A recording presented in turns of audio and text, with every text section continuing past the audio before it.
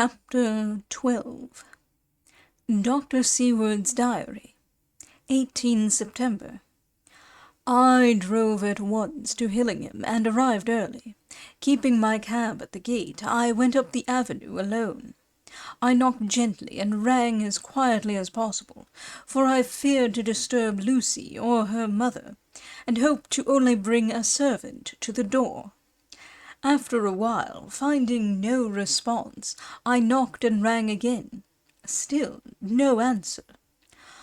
I cursed the laziness of the servants that they should lie abed at such an hour, for it was now 10 o'clock, and so rang and knocked again, but more impatiently, and still without response. Hitherto I had blamed only the servants, but now a terrible fear began to assail me.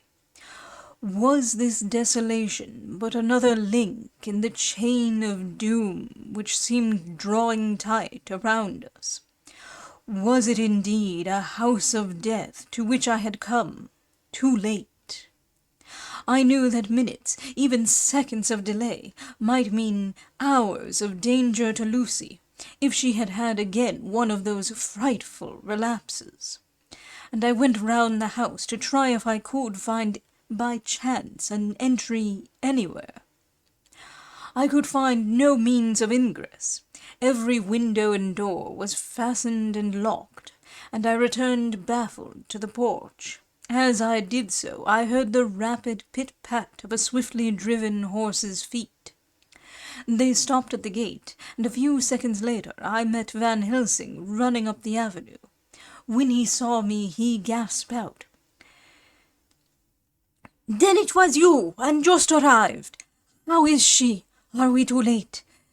Did you not get my telegram?" I answered as quickly and coherently as I could that I had only got his telegram early in the morning, and had not lost a minute in coming here, and that I could not make any one in the house hear me. He paused and raised his hat as he said solemnly, "Then I fear we are too late. God's will be done." With his usual recuperative energy, he went on, "Come, if there be no way open to get in, we must make one. Time is all in all to us now." We went round to the back of the house, where there was a kitchen window. The professor took a small surgical saw from his case, and, handing it to me, pointed to the iron bars which guarded the window. I attacked them at once, and had very soon cut through 3 of them. Then, with a long, thin knife, we pushed back the fastening of the sashes, and opened the window. I helped the professor in, and followed him. There was no one in the kitchen or in the servants' rooms, which were close at hand. We tried all the rooms as we went along, and in the dining room, dimly lit by rays of light through the shutters, found 4 servant women lying on the floor. There was no need to think them dead, for their stertorous breathing and the acrid smell of laudanum in the room left no doubt as to their condition. Van Helsing and I looked at each other, and as we moved away he said, "We can attend to them later." Then we ascended to Lucy's room. For an instant or two we paused at the door to listen, but there was no sound that we could hear. With white faces and trembling hands, we opened the door gently, and entered the room. How shall I describe what we saw? On the bed lay 2 women, Lucy and her mother. The latter lay farthest in, and she was covered with a white sheet, the edge of which had been blown back by the draught through the broken window, showing the drawn, white face, with a look of terror fixed upon it. By her side lay Lucy, with face white and still more drawn. The flowers which had been round her neck we found upon her mother's bosom, and her throat was bare, showing the 2 little wounds which we had noticed before, but looking horribly white and mangled. Without a word, the professor bent over the bed, his head almost touching poor Lucy's breast. Then he gave a quick turn of his head, as of one who listens, and leaping to his feet, he cried out to me, "It is not yet too late! Quick, quick, bring the brandy!" I flew downstairs and returned with it, taking care to smell and taste it, lest it, too, were drugged like the decanter of sherry which I found on the table. The maids were still breathing, but more restlessly, and I fancied that the narcotic was wearing off. I did not stay to make sure, but returned to Van Helsing. He rubbed the brandy, as on another occasion, on her lips and gums, and on her wrists and the palms of her hands. He said to me, "I can do this, all that can be at the present. You go wake those maids, flick them in the face with a wet towel, and flick them hard. Make them get heat and fire and a warm bath. This poor soul is nearly as cold as that beside her. She will need be heated before we can do anything more." I went at once, and found little difficulty in waking 3 of the women. The 4th was only a young girl, and the drug had evidently affected her more strongly. So I lifted her on the sofa, and let her sleep. The others were dazed at first, but as remembrance came back to them, they cried and sobbed in a hysterical manner. I was stern with them, however, and would not let them talk. I told them that one life was bad enough to lose, and that if they delayed, they would sacrifice Miss Lucy. So, sobbing and crying, they went about their way, half-clad as they were, and prepared fire and water. Fortunately, the kitchen and boiler fires were still alive, and there was no lack of hot water. We got a bath and carried Lucy out as she was, and placed her in it. Whilst we were busy chafing her limbs, there was a knock at the hall door. One of the maids ran off, hurried on some more clothes, and opened it. Then she returned and whispered to us that there was a gentleman who had come with a message from Mr. Holmwood. I bade her simply tell him that he must wait, for we could see no one now. She went away with the message, and, engrossed with our work, I clean forgot all about him. I never saw in all my experience the professor work in such deadly earnest. I knew, as he knew, that it was a stand-up fight with death, and in a pause told him so. He answered me in a way that I did not understand, but with the sternest look that his face could wear. "If that were all, I would stop here where we are now, and let her fade away into peace, for I see no light in life over her horizon." He went on with his work with, if possible, renewed and more frenzied vigor. Presently we both began to be conscious that the heat was beginning to be of some effect. Lucy's heart beat a trifle more audibly to the stethoscope, and her lungs had a perceptible movement. Van Helsing's face almost beamed, and as we lifted her from the bath and rolled her in a hot sheet to dry her, he said to me, "The first gain is ours! Check to the king!"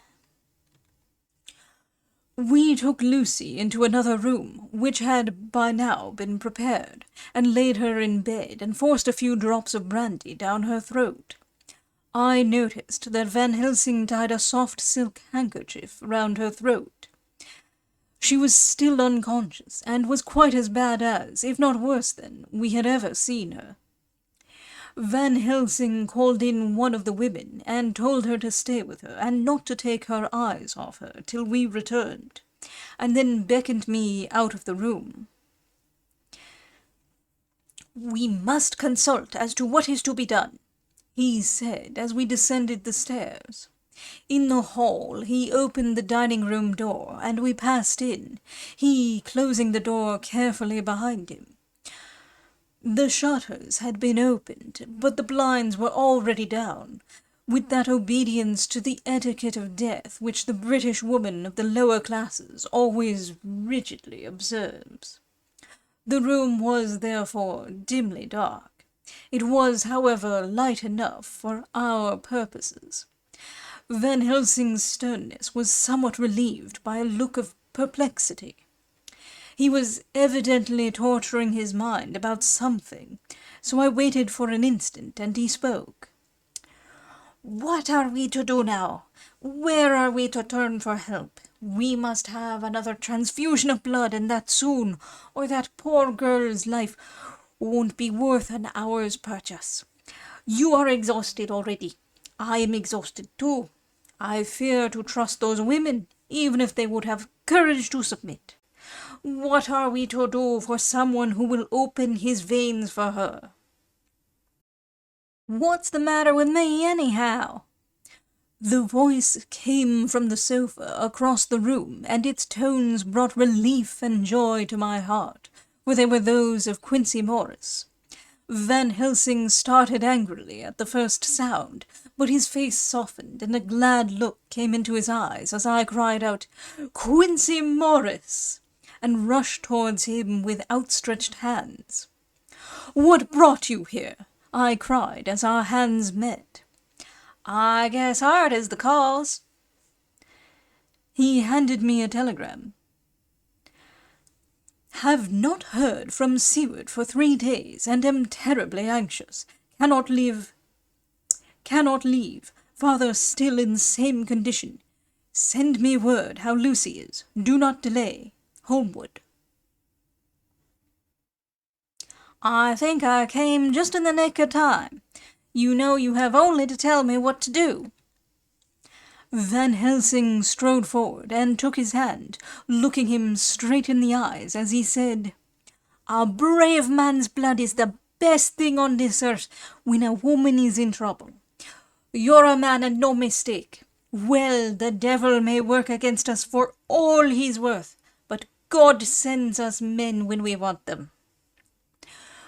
Once again we went through that ghastly operation. I have not the heart to go through with the details.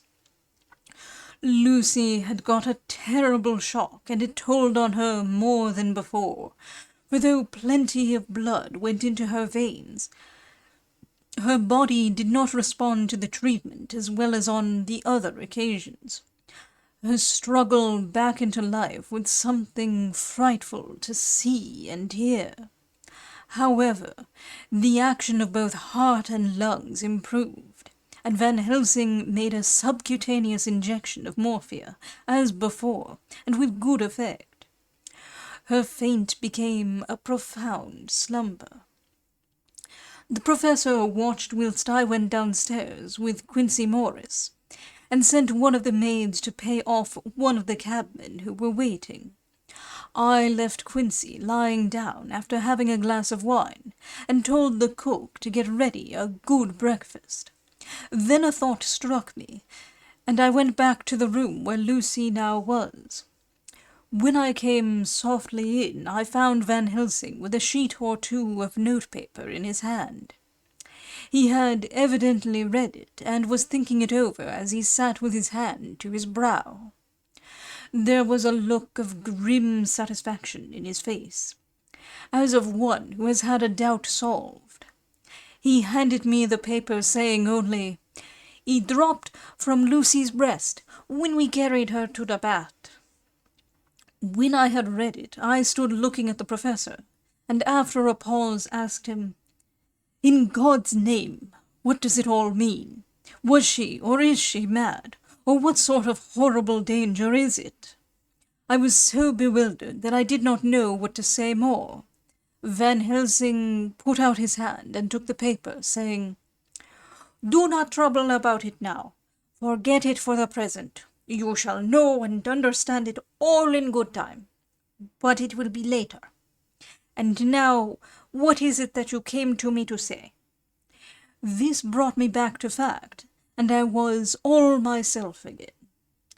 "I came to speak about the certificate of death. If we do not act properly and wisely, there may be an inquest, and that paper would have to be produced. I am in hopes that we need have no inquest, for if we had it, would surely kill poor Lucy, if nothing else did. I know, and you know, and the other doctor who attended her knows, that Mrs. Westenra had disease of the heart, and we can certify that she died of it.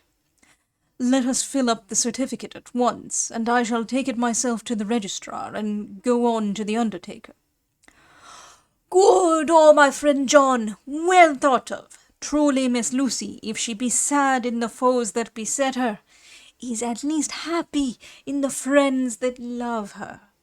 1, 2, 3, all open their veins for her, besides one old man. Ah, yes, I know, friend John, I am not blind. I love you all the more for it. Now go." In the hall I met Quincy Morris, with a telegram for Arthur, telling him that Mrs. Westenra was dead, that Lucy also had been ill, but was now going on better, and that Van Helsing and I were with her. I told him where I was going, and he hurried me out, but as I was going said,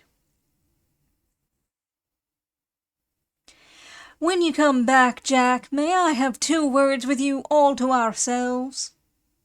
I nodded in reply and went out. I found no difficulty about the registration, and arranged with the local undertaker to come up in the evening to measure for the coffin and to make arrangements. When I got back, Quincy was waiting for me. I told him I would see him as soon as I knew about Lucy, and went up to her room.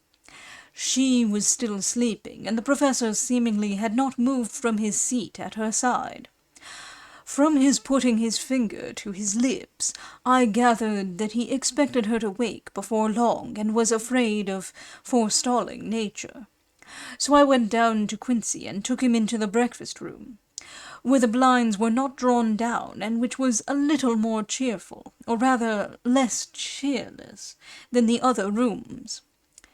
When we were alone, he said to me, "Jack Seward, I don't want to shove myself in anywhere where I've no right to be, but this is no ordinary case. You know I love that girl and wanted to marry her, but although that's all past and gone, I can't help feeling anxious about her all the same."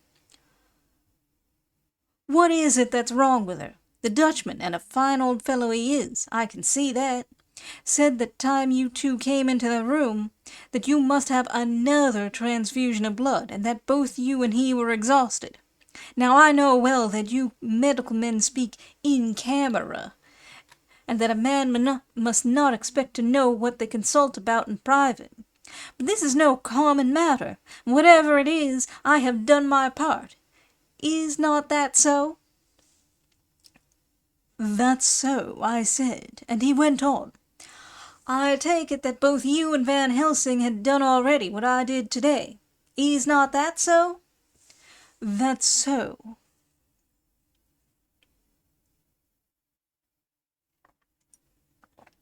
"And I guess Art was in it too. When I saw him 4 days ago down at his own place, he looked queer. I've not seen anything pulled down so quick since I was on the Pampas and had a mare that I was fond of go to grass all in a night. One of those big bats that they call vampires had got at her in the night, and what with his gorge and the vein left open, there wasn't enough blood in her to let her stand up, and I had to put a bullet through her as she lay. Jack, if you may tell me without betraying confidence, Arthur was the first. Is not that so?" As he spoke, the poor fellow looked terribly anxious. He was in a torture of suspense regarding the woman he loved, and his utter ignorance of the terrible mystery which seemed to surround her intensified his pain. His very heart was bleeding, and it took all the manhood of him, and there was a royal lot of it too, to keep him from breaking down. I paused before answering, for I felt that I must not betray anything which the professor wished kept secret. But already he knew so much, and guessed so much, that there could be no reason for not answering. So I answered in the same phrase, "That's so." "And how long has this been going on?" "About 10 days." 10 days? Then I guess, Jack Seward, that poor pretty creature that we all love has had put into her veins within that time the blood of 4 strong men. Man alive, her whole body wouldn't hold it.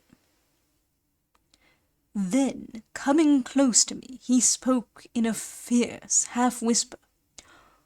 "What took it out?" I shook my head. "That," I said, "is the crux. Van Helsing is simply frantic about it, and I am at my wit's end. I can't even hazard a guess. There has been a series of little circumstances which have thrown out all our calculations as to Lucy being properly watched. But these shall not occur again. Here we stay until all be well, or ill." Quincy held out his hand. "Count me in," he said. "You and the Dutchman will tell me what to do, and I'll do it."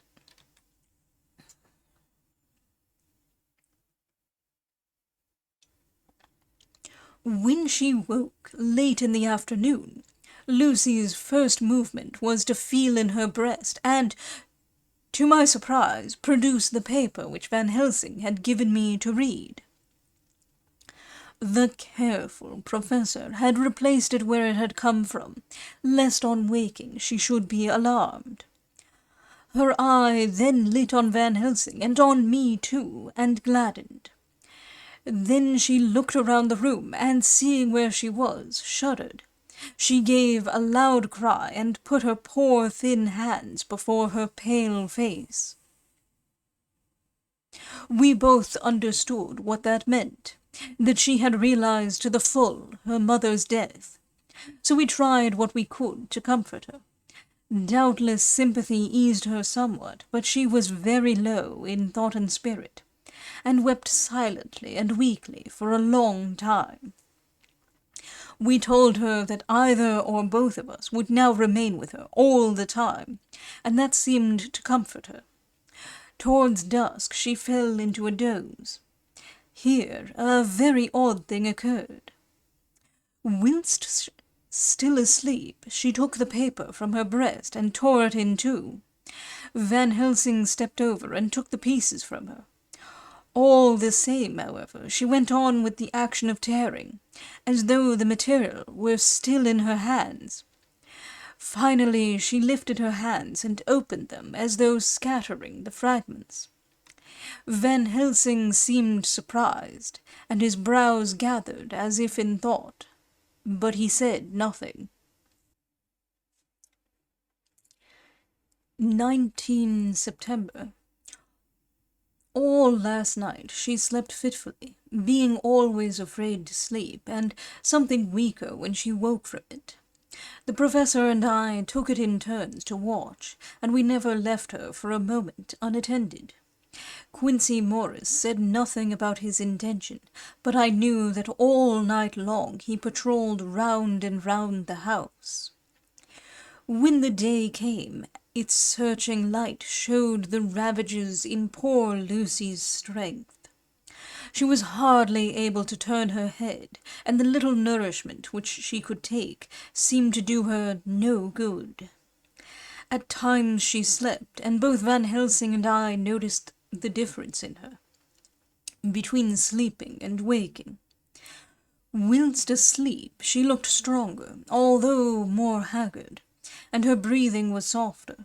Her open mouth showed the pale gums drawn back from the teeth, which thus looked positively longer and sharper than usual.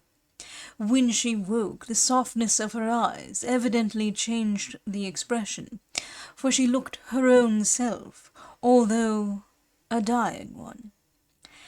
In the afternoon she asked for Arthur, and we telegraphed for him. Quincy went off to meet him at the station. When he arrived, it was nearly 6 o'clock, and the sun was setting full and warm, and the red light streamed in through the window and gave more colour to the pale cheeks. When he saw her, Arthur was simply choking with emotion, and none of us could speak.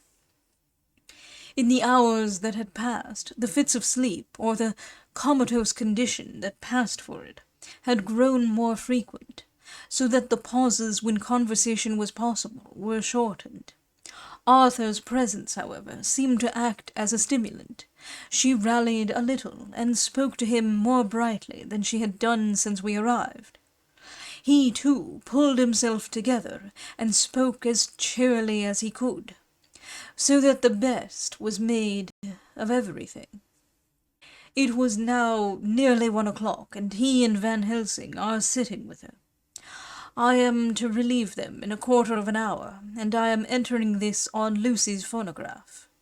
Until 6 o'clock they are to try to rest. I fear that tomorrow will end our watching, for the shock has been too great. The poor child cannot rally. God help us all.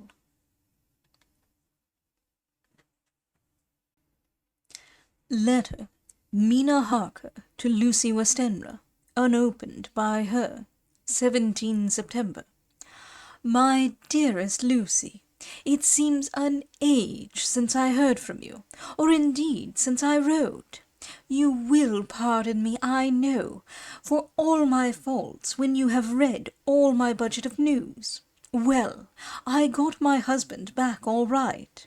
When we arrived at Exeter, there was a carriage waiting for us, and in it, though he had an attack of gout, Mr. Hawkins. He took us to his house, where there were rooms for us all nice and comfortable, and we dined together. After dinner, Mr. Hawkins said,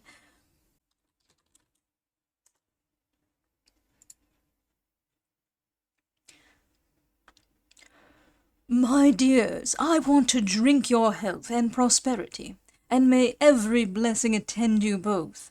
I know you both from children, and have, with love and pride, seen you grow up. Now I want you to make your home here with me. I have left to me neither chick nor child. All are gone, and in my will I have left you everything." I cried, Lucy dear, as Jonathan and the old man clasped hands. Our evening was a very, very happy one. So here we are, installed in this beautiful old house, and from both my bedroom and the drawing-room I can see the great elms of the cathedral close, with their great black stems standing out against the old yellow stone of the cathedral, and I can hear the rooks overhead cawing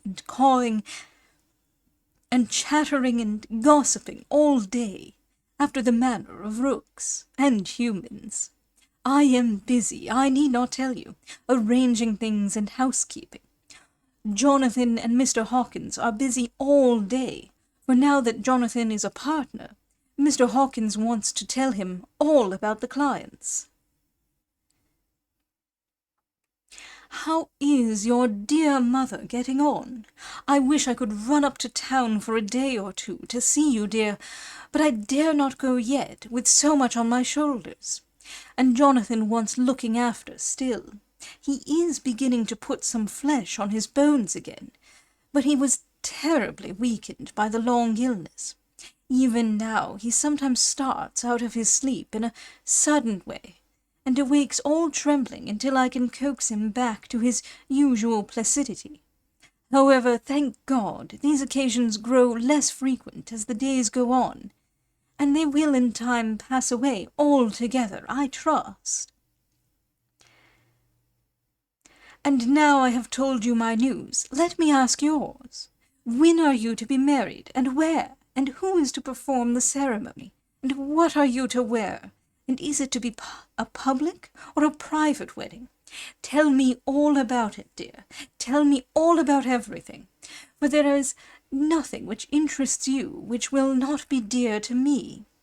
Jonathan asks me to send his respectful duty, but I do not think that is good enough from the junior partner of the important firm Hawkins and Harker.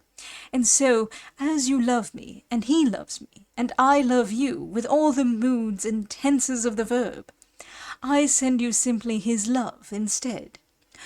Good-bye, my dearest Lucy, and all blessings on you. Yours, Mina Harker.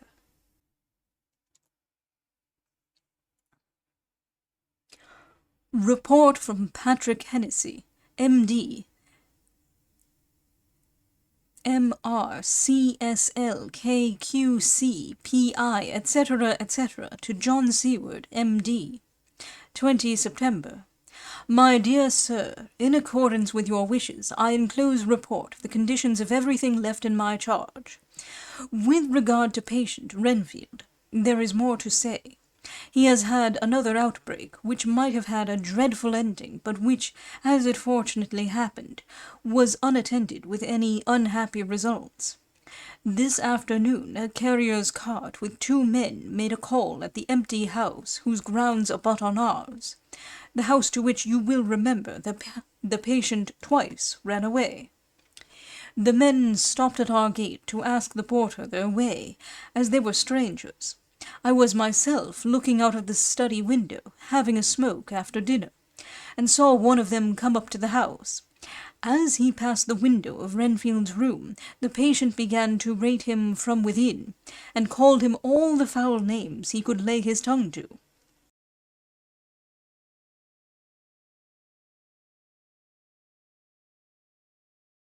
The man, who seemed a decent fellow enough, contented himself by telling him to shut up for a foul-mouthed beggar, whereon our man accused him of robbing him and wanting to murder him, and said that he would hinder him if he were to swing for it.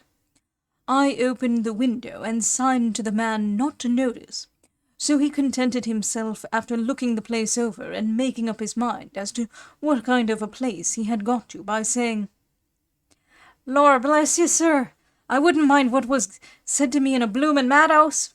I pity ye and the governor for having to live in the house with a wild beast like that." Then he asked his ways civilly enough, and I told him where the gate of the empty house was. He went away, followed by threats and curses and revilings from our man. I went down to see if I could make out any cause for his anger, since he is usually such a well-behaved man, and except his violent fits, nothing of the kind had ever occurred. I found him, to my astonishment, quite composed and most genial in his manner. I tried to get him to talk of the incident, but he blandly asked me questions as to what I meant, and led me to believe that he was completely oblivious of the affair. It was, I am sorry to say, however, only another instance of his cunning, for within half an hour I heard of him again. This time he had broken out through the window of his room and was running down the avenue. I called to the attendants to follow me, and ran after him, for I feared he was intent on some mischief. My fear was justified when I saw the same cart which had passed before, coming down the road, having on it some great wooden boxes. The men were wiping their foreheads, and were flushed in the face, as if with violent exercise. Before I could get up to him, the patient rushed at them, and pulling one of them off the cart, began to knock his head against the ground. If I had not seized him just at the moment, I believe he would have killed the man there and then. The other fellow jumped down and struck him over the head with the butt end of his heavy whip. It was a terrible blow, but he did not seem to mind it, but seized him also, and struggled with the 3 of us, pulling us to and fro as if we were kittens. You know I am no light weight, and the others were both burly men. At first he was silent in his fighting, but as we began to master him, and the attendants were putting a strait waistcoat on him, he began to shout, "I'll frustrate them! They shan't rob me! They shan't murder me by inches! I'll fight for my lord and master!" And all sorts of similar incoherent ravings. It was with very considerable difficulty that they got him back to the house and put him in the padded room. One of the attendants, Hardy, had a finger broken. However, I set it all right, and he is going on well.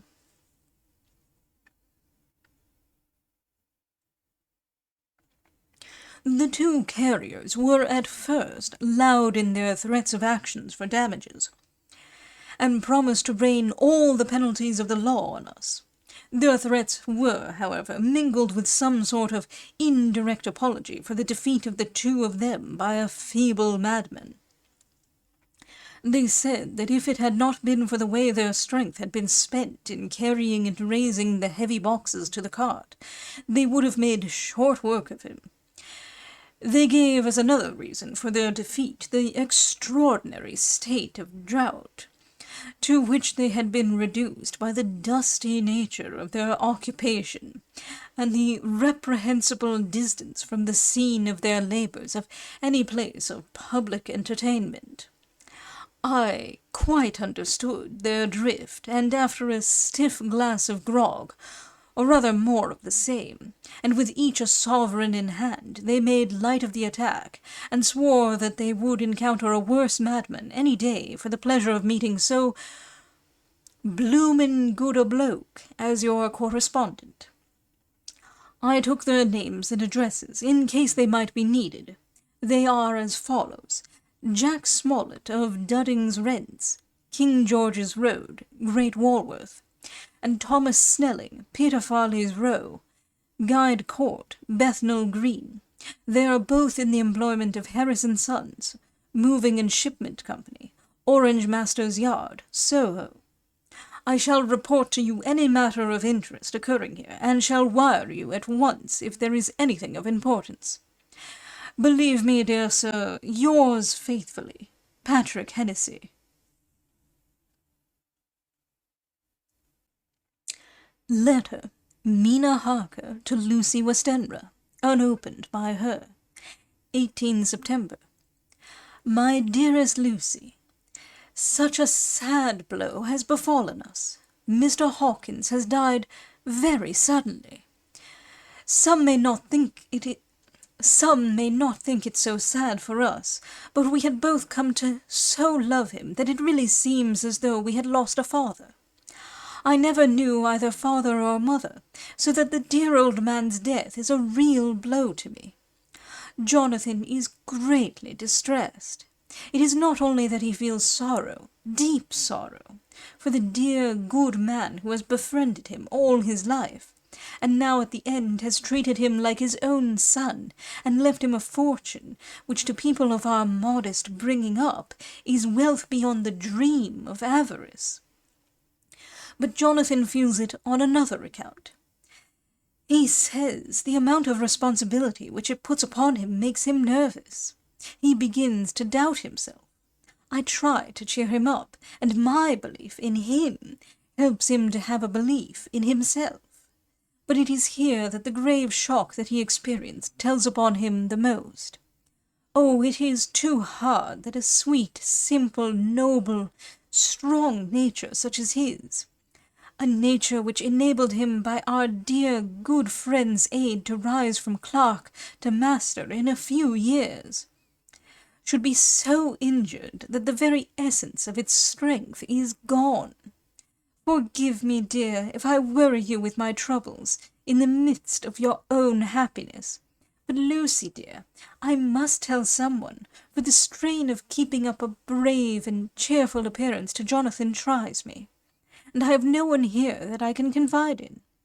I dread coming up to London, as we must do the day after tomorrow, for poor Mr. Hawkins left in his will that he was to be buried in the grave with his father. As there are no relations at all, Jonathan will have to be chief mourner. I shall try to run over to see you, dearest, if only for a few minutes. Forgive me for troubling you. With all blessings, your loving Mina Harker.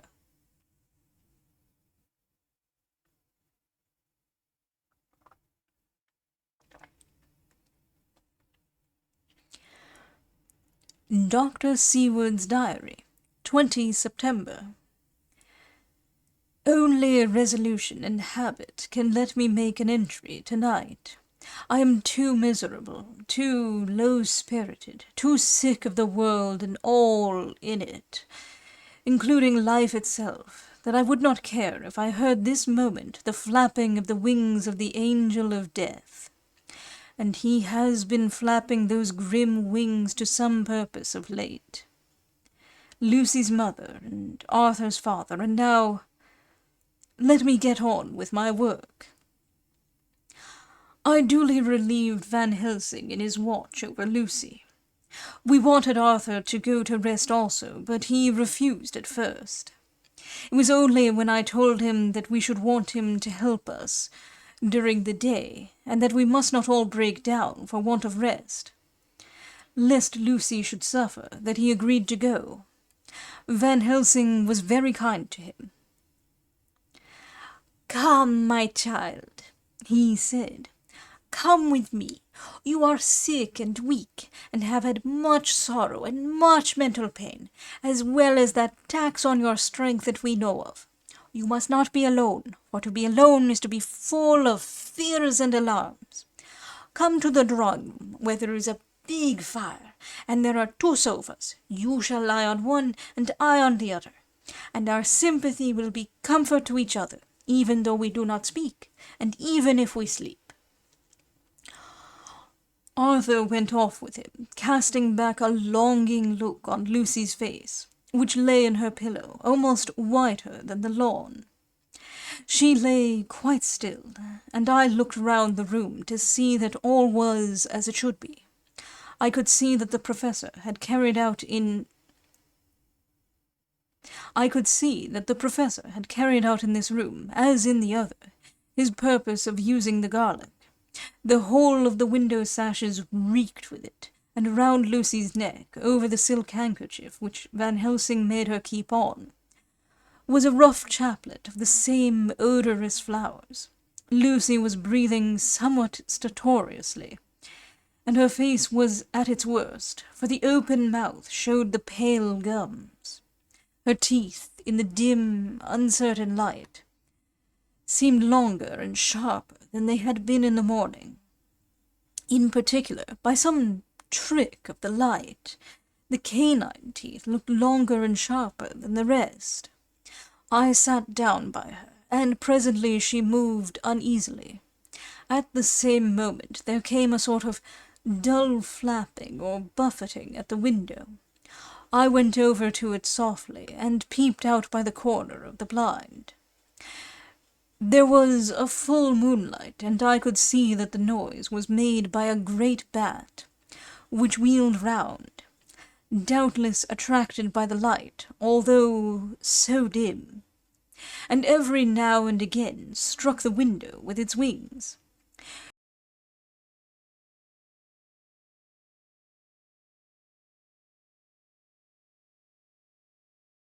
When I came back to my seat, I found that Lucy had moved slightly, and had torn away the garlic flowers from her throat. I replaced them as well as I could, and sat watching her. Presently she woke, and I gave her food, as Van Helsing had prescribed. She took but a little, and that languidly. There did not seem to be with her now the unconscious struggle for life and strength that had hitherto so marked her illness. It struck me as curious that the moment she became conscious, she pressed the garlic flowers close to her. It was certainly odd that whenever she got into that lethargic state, with the stertorous breathing, she put the flowers from her, but that when she waked, she clutched them close. There was no possibility of making any mistake about this, for in the long hours that followed, she had many spells of sleeping and waking, and repeated both actions many times. At 6 o'clock, Van Helsing came to relieve me. Arthur had then fallen into a doze, and he mercifully let him sleep on.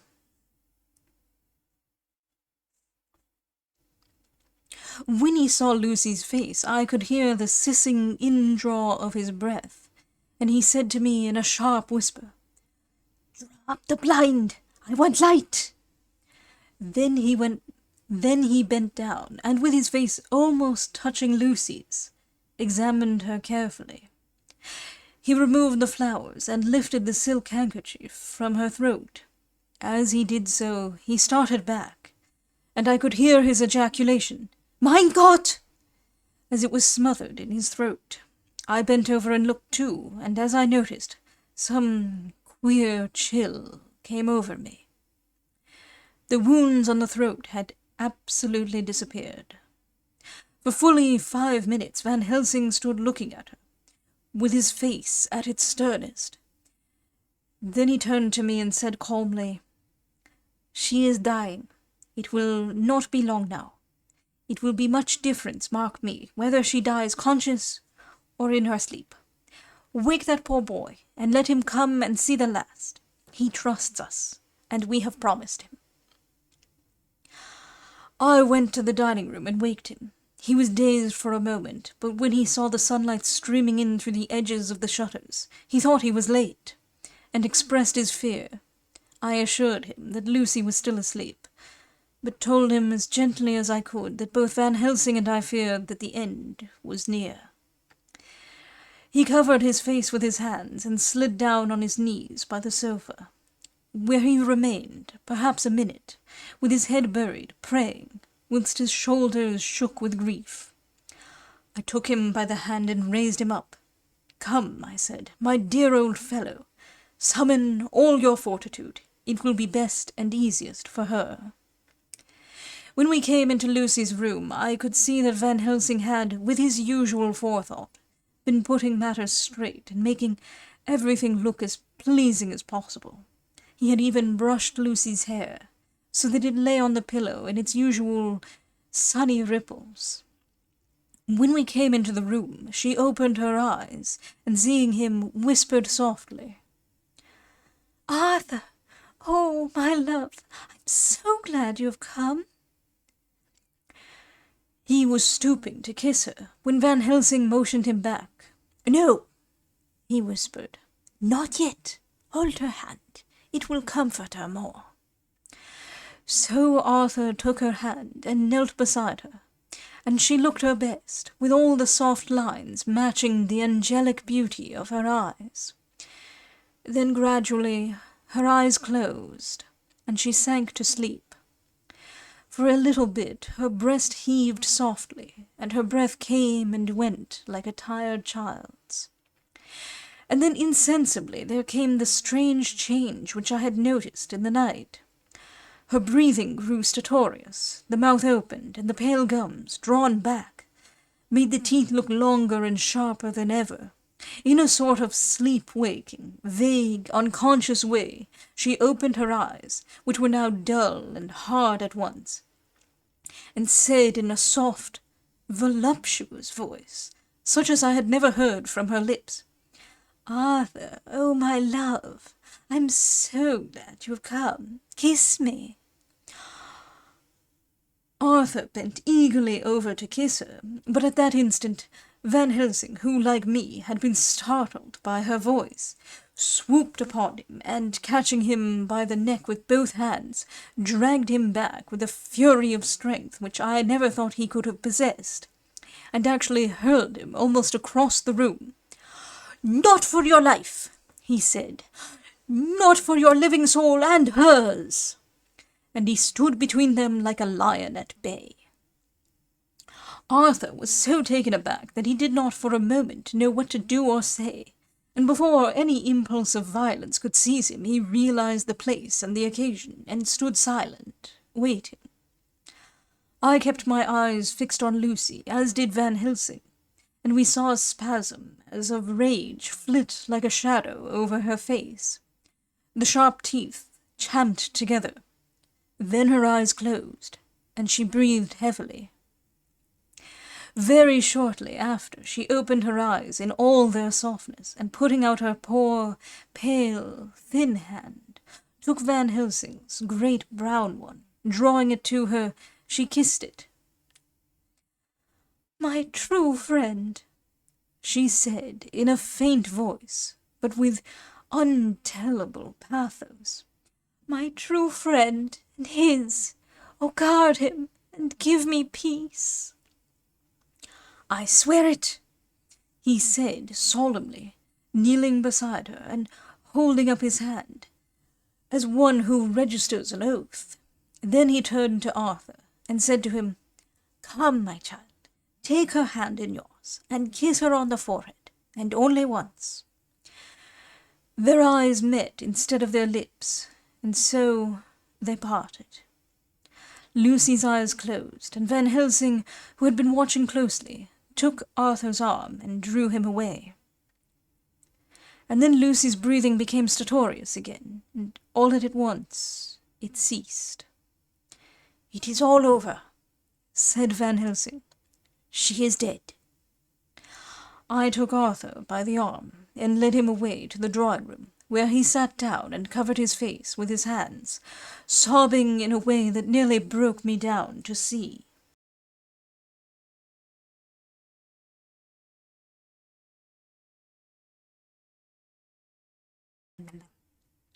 I went back to the room and found Van Helsing looking at poor Lucy, and his face was sterner than ever. Some change had come over her body. Death had given back part of her beauty, for her brow and cheeks had recovered some of their flowing lines. Even the lips had lost their deadly pallor. It was as if the blood, no longer needed for the working of the heart, had gone to make the harshness of death as little rude as might be. We thought her dying whilst she slept, and sleeping when she died. I stood beside Van Helsing and said, "Ah, well, poor girl, there is peace for her at last. It is the end." He turned to me and said with grave solemnity, "Not so, alas, not so. It is only the beginning." When I asked him what he meant, he only shook his head and answered, "We can do nothing as yet. Wait and see."